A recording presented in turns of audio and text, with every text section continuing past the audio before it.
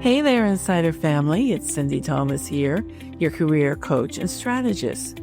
The Insiders Career Club is starting their 5th season of podcasts, career podcasts.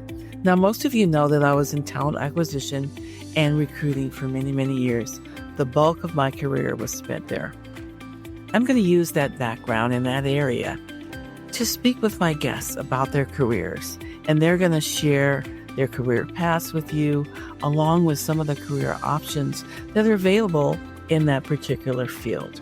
I'm also going to share trending career information with you for those particular things that are going to impact your career. So we have got an impressive slate of guests lined up for this season. So stay tuned. Coming up next is a great guest. Okay, Insider family. This week's special guest is Jeaneen Tang. She's a speech language pathologist. She has over 20 years experience and she works with early intervention. Now that is children that is 0 to 3 years old, right on up to the elderly. She specializes in early language development and has a passion for training parents, caregivers, and educators on the best ways to address the needs of young children with learning, as well as to help them understand and express themselves. Her goal is to shake up how we approach speech language development, as well as decrease the number of children needing speech therapy. Let's welcome her into the show. Jeaneen, welcome into the Insiders Career Club podcast. Thanks for having me. Oh, I am so pleased to have you and have this time with you today. So let's just get into it. So tell us about the work that you're doing now. So currently I'm a speech therapist for early intervention, which is 0 to 3 years old. And then I also work on the other side of the whole population with geriatric adults in hospitals. And so I kind of split my time between the two. And I have a handful of like school age kids in between that as well. Okay. But I really, I love both populations, and I have a really affinity for the younger kids because, I have a son of my own. He's now 12. He thinks he's 15 or 16, but he's only 12. I just have this affinity for children, and especially kids with speech language delays and, special needs, because my son also has special needs from a traumatic brain injury and a stroke that he had at 13 months. That's a pretty serious condition for him to have so young. Yeah. So tell us a little bit about the educational path to become a speech pathologist. Right. So you need a master's degree in order to be a speech language pathologist. And, growing up, I really didn't know that I wanted to be a speech therapist, right? I wasn't sure. I thought maybe I wanted to be a teacher. And then I thought maybe I wanted to be a physical therapist. And then when it came time to apply to grad school, because I knew I wanted to go into something that needed a master's degree, mm-hmm. I got my undergraduate degree in English literature and creative writing. But if you're somebody that's going to just do speech therapy, they probably would get a bachelor's degree in speech language pathology or communication disorders. But for me, I did English literature and creative writing with some prerequisites in science.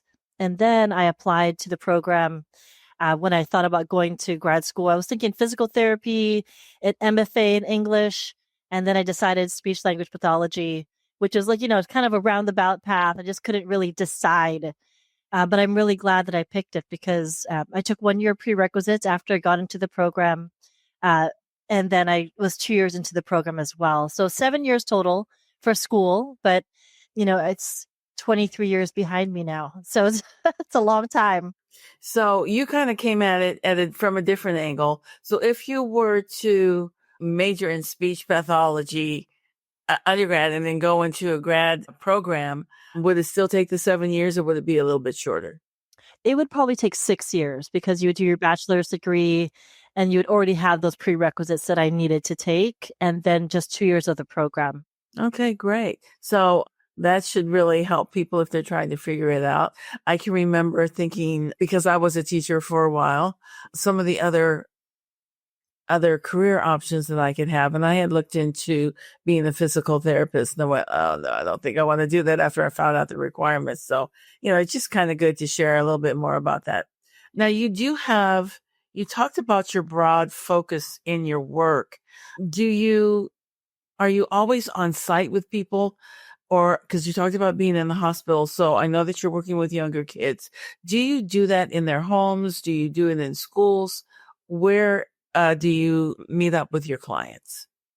So for early intervention, because they're between 0 and 3 years old, typically it would either be in their home or at a preschool or a daycare, wherever the child is at, during their day. And with the hospital, I work with adults, in an acute care hospital. So I'm on site for that. Currently, I have a number of kids at one preschool. They all need early intervention speech therapy. So it's really great because, if you're not at one site and I'm very fortunate to have a number of kids at one place, then you have to travel from house to house to house or a different location to another. And then you're driving, right? A lot of your day. Because there's so many kids that need speech therapy, I can be very picky in a way about how far I'm going to drive. Because if I'm driving, if I'm driving 20 or 30 minutes to a client, that's really an hour additional to my day because you're driving round trip, right? So I usually pick kids that are about 10 minutes apart if I have to drive. But if I'm at a preschool and they have a few kids that need speech therapy, I just see them back to back and don't have to get back in my car and drive to someplace else. And it saves me a lot of time and scheduling. Okay, that answers my next question, because when you said you had a lot of kids in one place, I don't know if you did it in a group setting or individual, but it is all individual, right? Yeah, for early intervention, it's all individual. I did work in the school system for 8 years between Hawaii. So I worked 4 years in Hawaii and 4 years in California in the LAUSD school district here. And when you're a school-based speech language pathologist, then you have, your caseload can fluctuate. In Hawaii, I had 40 kids working full time. And in California, I had an average of 52 kids working 3 days a week. So you really have to be very creative on how you're seeing kids.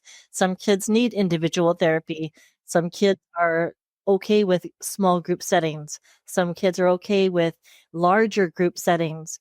Sometimes I'll push into the classroom and do a classroom lesson if it's a special ed class and there's a special ed teacher and all the students have adult support people, which we call one-on-one, like behavioral support aides. So you really have to be flexible in the way that you're approaching therapy and flexible in the way that you scheduled your day. Okay. And so flexibility, being able to shift gears, or priorities or whatever. It sounds like that's a real big piece of what you do. Have you noticed, Jeaneen, that there is an increase in children that need speech therapy, or is it about the same that it has been throughout your career? I feel like there's a larger amount of children that need speech therapy.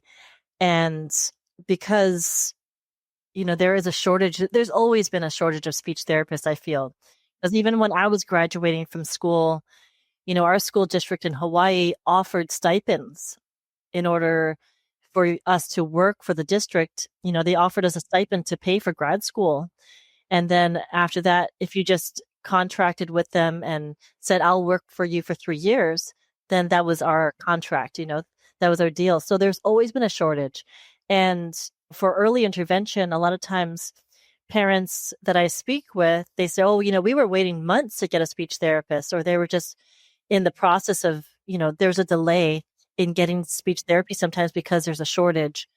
And to go, to kind of reflect on what my work and focus is right now is to have more parent and caregiver education about how to present language and how to work with these kids on language.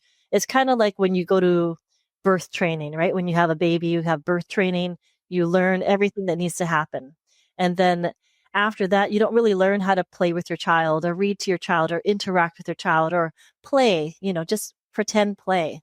And those are things that you can learn as a parent that would help to alleviate the need possibly for speech therapy. Because I feel like there's a lot of kids that get speech therapy nowadays that are late workers but otherwise they seem normal, right? They understand everything. They are physically fine. They can climb, they can run, they can jump, they can do a lot of different things.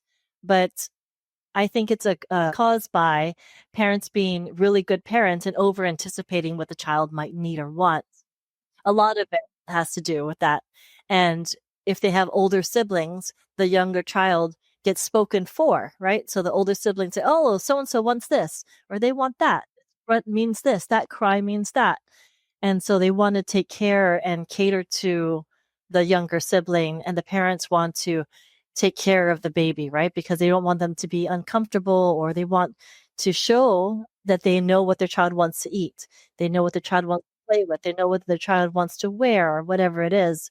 And so the child then doesn't really have to communicate as much. And some children kind of learn to be catered to.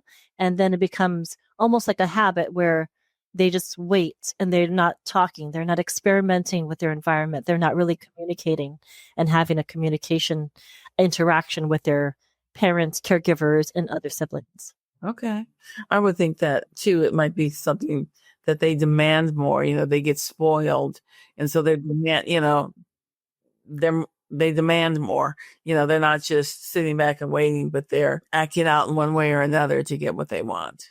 Yeah, but they're acting out in crying or tantrums rather than trying to use their words, right? And then so a lot of times a child will cry or throw a tantrum, and then the parents are right there trying to give them something to pacify that, right? Whether it be a treat or a toy.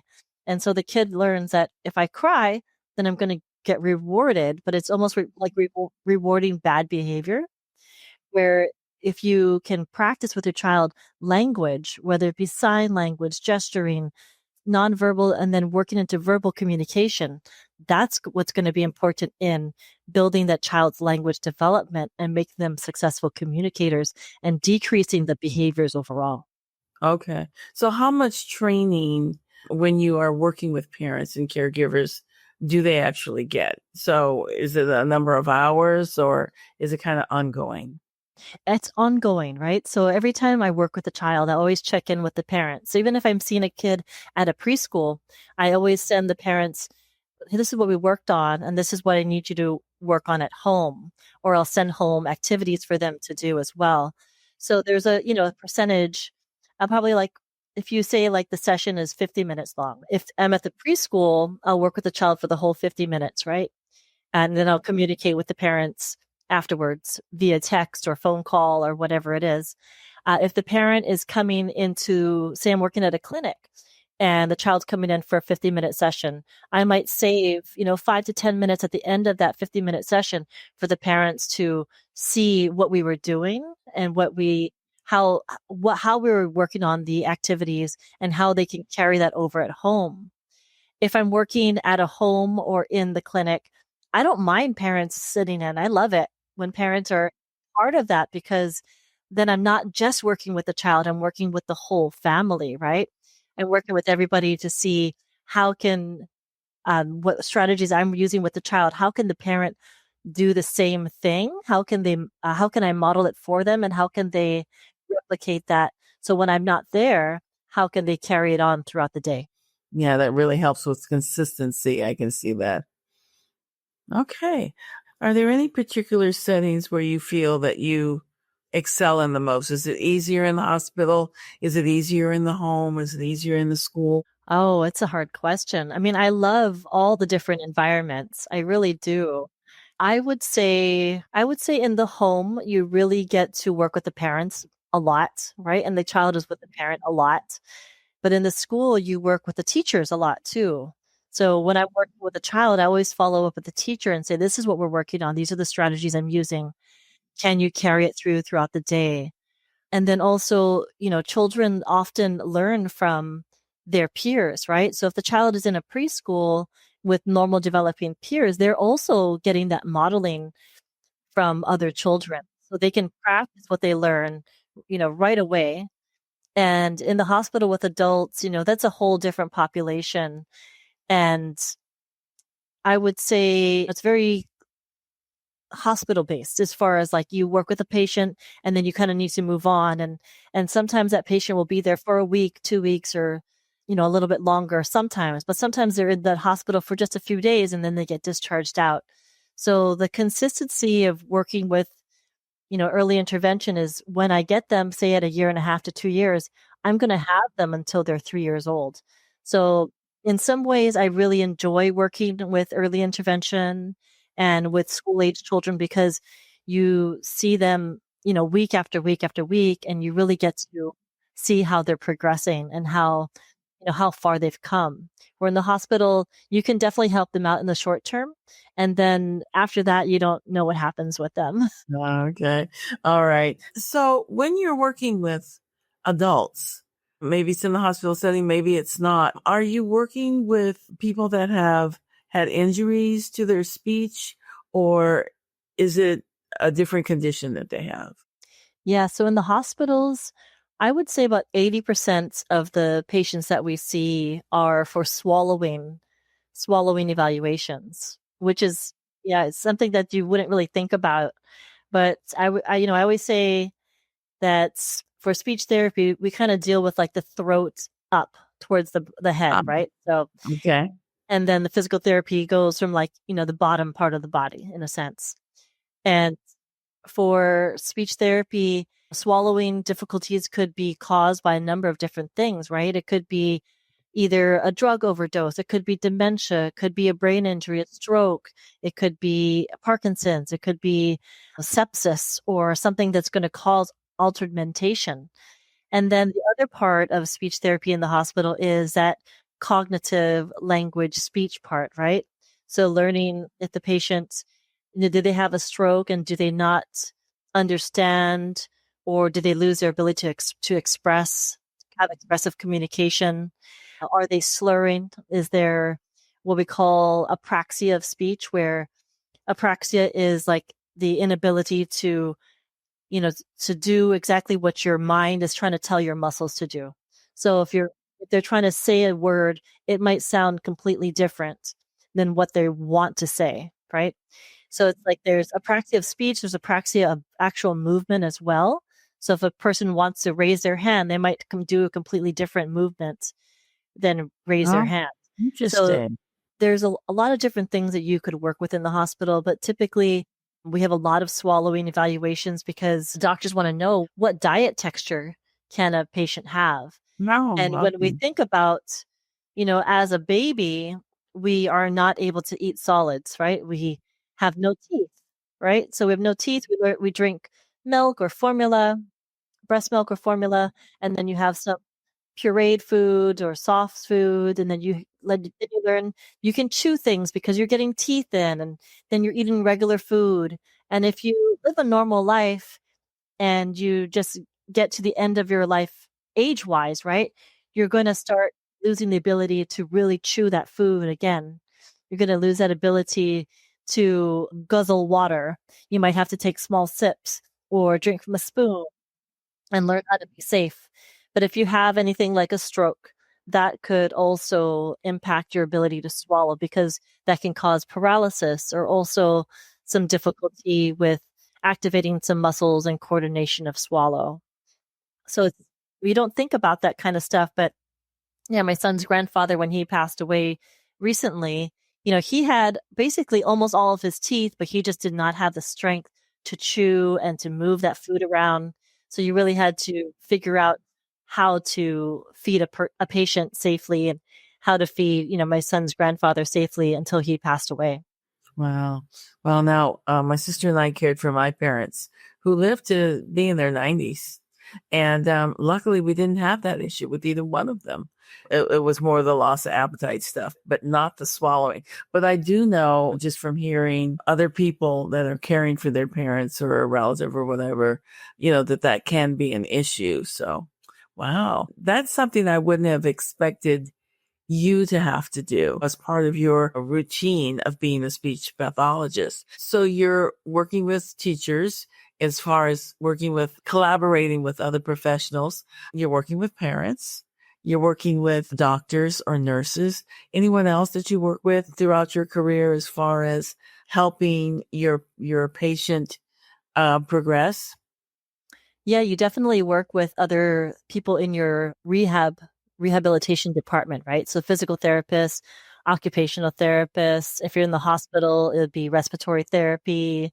The nursing assistants are also very key, right? Because oftentimes those certified nursing assistants are the ones who are feeding the patients, who are working with the patients, throughout the day. The nurses are the ones who are doing medications and doing all the critical things for the patient. But the nursing assistants are very key in getting information on how that patient is doing.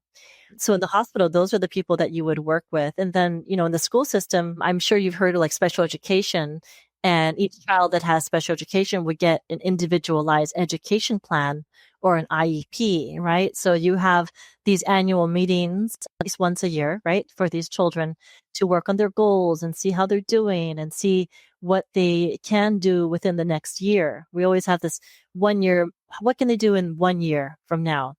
A kind of goal, right? We've set these goals for 1 year or so. And on that team, you might have a school psychologist. You're going to have a regular ed teacher, a general ed teacher. You're going to have, my son gets adaptive PE. He gets physical therapy, occupational therapy. He gets a counselor, right, as well. So there's all these different people that you might interact with. And really, I think as a team, you can really help that child, and that child can benefit from everybody's input, because when you work as a team and not just as an individual therapist, then you can help generalize everybody else's goals and incorporate them into your therapy. And then hopefully, they can take some of what you're working on and incorporate it into their therapy. Like, for instance, if I'm in the hospital and I'm working with a patient on speech, right, articulation or breath support or something, I might have the physical therapist or occupational therapist work on counting. So when the patient is doing their exercises, have them count out loud, really loud. And so they're working on not just, because sometimes the physical therapist will count the repetitions, right? So 1, 2, 3, 4, 5, whatever it is. But if the patient can start working on doing the counting, that makes them more accountable and also helps to work on their speech in other aspects of their day. Oh, wow. Well, Jean, that's fascinating. There's so many people that you collaborate with. There's the different age spectrums, the very, very young and either injured or older. It's a very interesting career. Now, are there, within speech pathology, are there different specialties that you can have as well, or is it just all more general? You can definitely have specialties. And I would say that I am not the typical speech therapist, because a lot of people will go to just one area of the population, right? They'll either do geriatrics or they'll do pediatrics. I love both. So I kind of do both. But then you can also specialize even further, right? You can specialize in autism. You can specialize in traumatic brain injury. You can specialize in whatever apraxia. People can specialize in different small areas and really go deep into that. And then we have to do continuing education courses and in order to maintain our certification, right?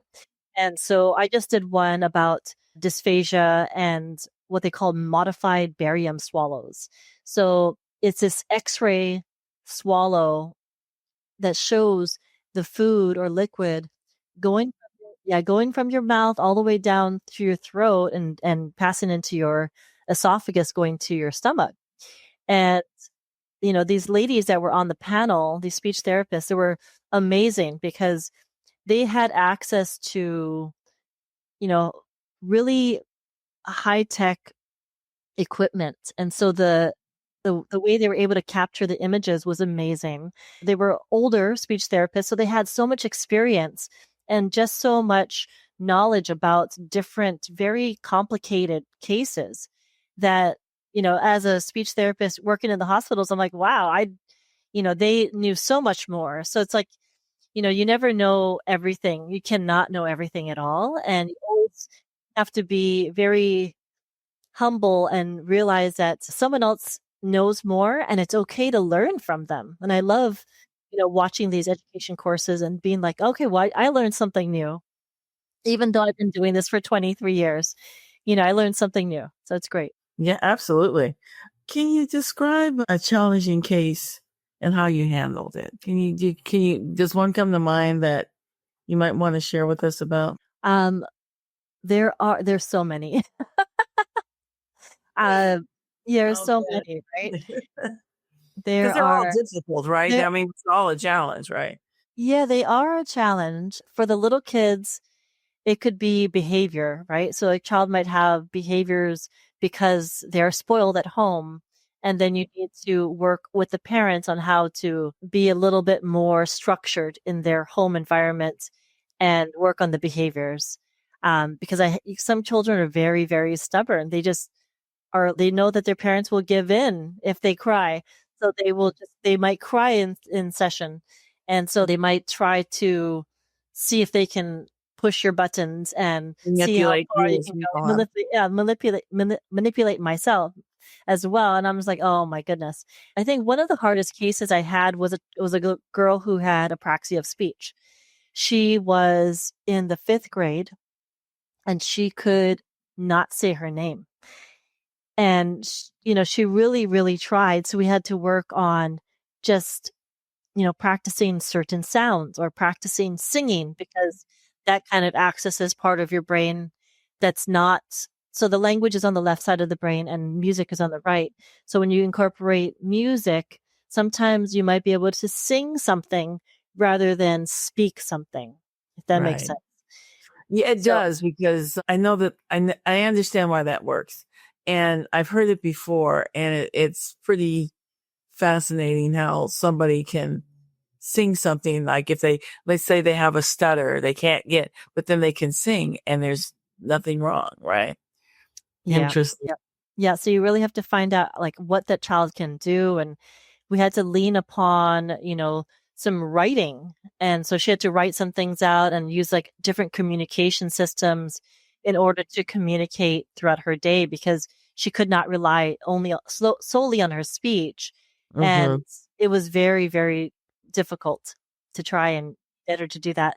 And then I had another boy who was at the same school, and his adenoids were so enlarged that he was very, very delayed in his speech. And once he got those adenoids out, then he was speaking in like short sentences. So it's like, even though we had worked a lot on speech until he got that his adenoids removed, then after that, he was able to speak. So that was like an interesting case because we don't really think about, oh, our tonsils or our adenoids are getting in the way of our speaking. But he could understand everything. And then once he got his adenoids taken out, he could speak fine. And then I had another little girl that I work with currently, and she is very farsighted. She's extremely farsighted. And they did not know that until she was 2.5. Oh, geez. Yeah, they didn't really know that. And Okay. on top of that, she's in the autism spectrum disorder as well. So she had a lot of So she different has things going on. multiple. Mm. But once she got her glasses, that opened up a whole new world for her. She could see, and it helped her with her language. And now she's 5 and has little conversations. She has a sense of humor and she's doing really well. Okay. So what do you find most rewarding about your job? Working with the children, well, both adults and kids are very rewarding. But working with the kids and seeing the parent light up and tell me, oh, my child said this today. Or we went to the park and he was talking to so and so like a new kid and having an interaction. So I think when I see a parent, respond to their child's therapy in such a way where they're so happy and proud, I think that's a great measurement on how the child is doing and like the work that we've been doing And it's together. just rewarding. I'm sure it warms your heart. Yeah, I want to make sure we get to your book. So tell us about your book, because you are an author as well. And your book is focused in on your particular career. So tell us a little bit about that. absolutely. So the title of my book is Play Dumb and Sabotage. And it is a term that I've been using for almost my whole career because it's the subtitle of the book is mindfully under anticipating the child's needs and creating opportunities to practice language.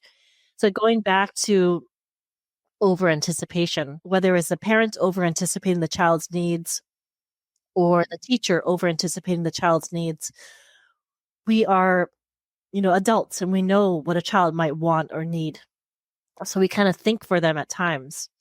So playing dumb is knowing what the child might need or want, and then reeling that back and playing dumb and kind of letting the child interact naturally with the environment.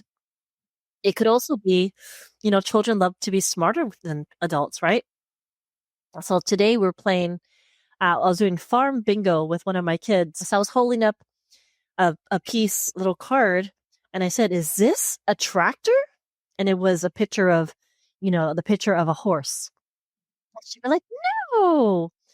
So it adds a little bit of play and rapport. So the child's like, "Oh my gosh, I can't believe you thought that was a tractor," So then we can work on some language and communication interaction. And so they love to be smarter than us. So a lot of absurd questions, right? I might say, "Can you eat a car?" They're like, "What? What are you talking about?" So playing dumb gets you to have a lot more interaction. It helps you have a lot more opportunities for, for them to interact in a natural way rather than us doing things for them or waiting until they need something and we'll just provide it.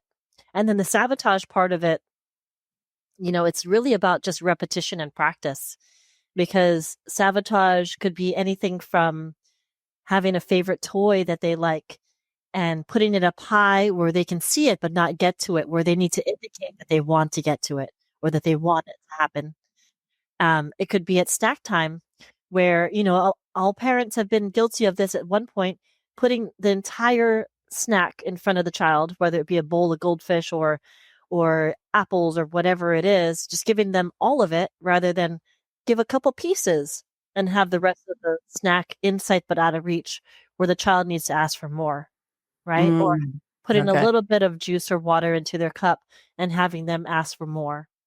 So it's creating daily opportunities. And then for the book, a little strategy there, huh, Jeaneen? Yes, a little strategy there. Yeah, yes, absolutely. Yeah, and I think it's super simple. It's a super simple way to get repetitions in, because just like if you're playing a sport like basketball, you're going to shoot multiple free throws. You're going to do multiple things over and over until you get to mastery, right? So you're able to do that consistently and effectively. And then the book itself is really a conversation rather than a textbook, right? So I wanted to have it be accessible and digestible by everyone rather than just other speech therapists or other teachers or educators. I wanted everybody to be able to pick it up, and it has a lot of different stories and anecdotes in there. Like one of them is about my godson, Kane, who just turned 15. And when he was 9 months old, he was like the laziest baby in the world.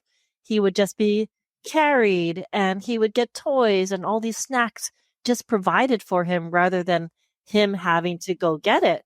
And he was a big baby. Right now he's 15 and he's almost 6 feet tall. So you can imagine when he was 9 months old, he was gigantic.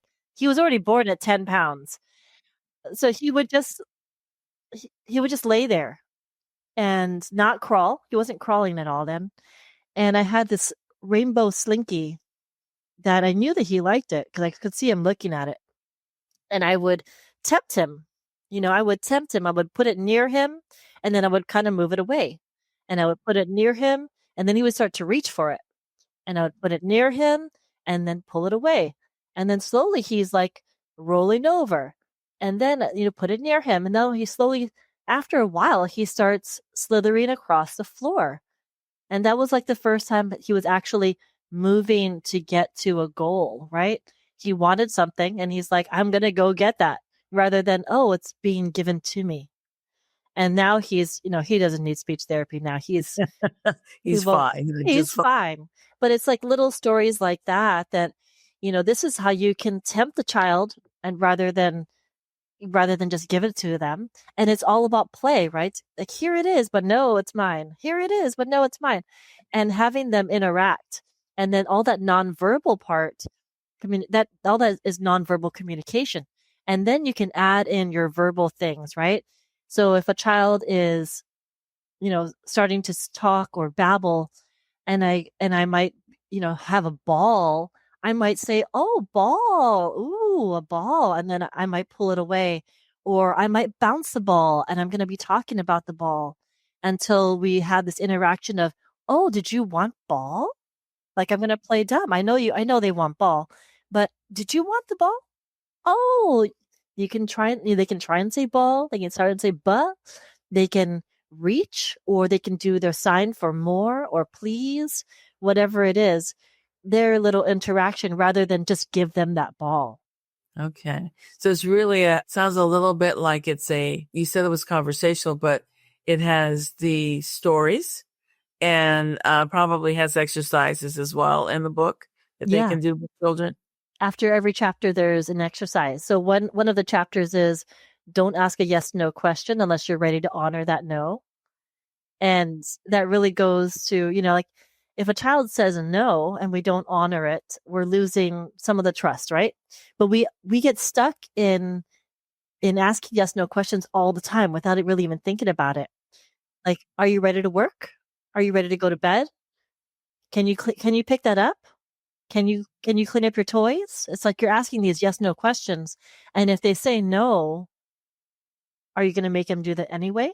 Right? Yeah, exactly. Right. So to get around that, I'll tell my son even now, "Hey, we have to cut your nails. Do you want to do it today or tomorrow? Or we're going to get ready for bed. Do you want to brush your teeth first or put pajamas on first?" Or I might tell a kid, "Hey, we're going to work on a book and a puzzle, and I'm going to hold it up. I'm going to hold them up about shoulder width apart so they can see it. This is the book. This is the puzzle. Which one do you want to do first?" And whichever one, if they don't have the words for it, they're going to look at one of them, right? So, "Oh, you looked at the book. Oh, let's read the book. And then we'll do the puzzle." So even though I'm not saying, "Do you want to read a book? Do you want to do a puzzle? Are you ready to do a book? Are you ready to do a puzzle?" You're making them interact for sure. Yeah, I'm giving them the vocabulary, and also I'm letting them have some autonomy and make a decision. Give them a little power there. All right. At the end of the chapter, then it goes, it asks, okay, it has people work out, how do you give choices? What kind of choices can you give, rather than ask a yes/no question? So there's a bunch of different exercises at the end of that chapter about how to change a yes/no question and make it into a choice rather than asking a yes/no. Okay. Right? Jeaneen, where can people find your book? They can go to my website. It's playdumbandsabotage.com. And there's an Amazon link for it there. There's an Amazon link for it there. It's available in all forms. So you can do it as an audiobook as well as in the ebook version as well. Mm-hmm. All right. Okay. Well, Jeaneen, this has been so informative. Things that we don't think about. If you don't have children with issues, you don't think about it. But the people that do need to have the help of a speech pathologist, this will be very, very helpful to them, I think. So I just appreciate you taking the time to speak with me today and to share what you do, because it's certainly not a profession that most people think about. They just don't think about it. You think doctor, lawyer, whatever, the things you see all the time. And so I appreciate you sharing with us what you do and talking about it. So thank you so much for being a guest. Take care. Bye-bye. That's a wrap. And thank you for supporting me by tuning in. Now, do you need a resume that gets noticed? Want to know how to answer those really tough interview questions and shine? Maybe it's time for you to do a career pivot. Don't worry, I can help you. Schedule a free call with me at www.insidehis.careerclub.com.